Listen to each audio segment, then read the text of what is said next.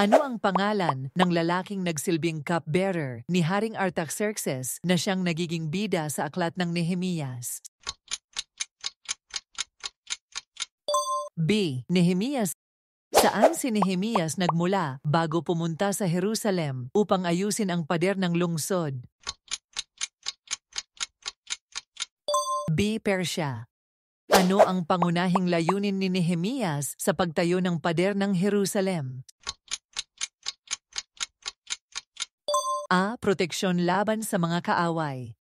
Sino ang nagsabing, ang Diyos ng langit, siya ang magpapagtagumpay sa atin sa aklat ng Nehemias? C. Nehemias. Ano ang ginawa ni Nehemias upang maitulak ang mga tao sa Jerusalem na tumulong sa pagsasaayos ng pader? B. Nagbigay ng pabuya. Sino ang nagsabing, ano ang inyong ginagawa habang tinutulungan si Nehemias sa pagtatayo ng pader? B. Tobias. Ano ang pangalan ng saserdote na tumulong kay Nehemias sa pagtatayo ng pader? B. Eliashib.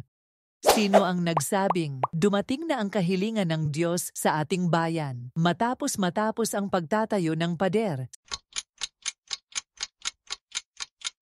C. Ezra.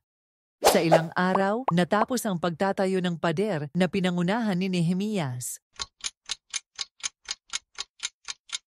A. 52 araw. Ano ang pangunahing layunin ni Nehemias nang buksan na muli ang aklat ng kautusan sa harap ng mga tao? C. Upang magkaroon ng pagseserbisyo ng Diyos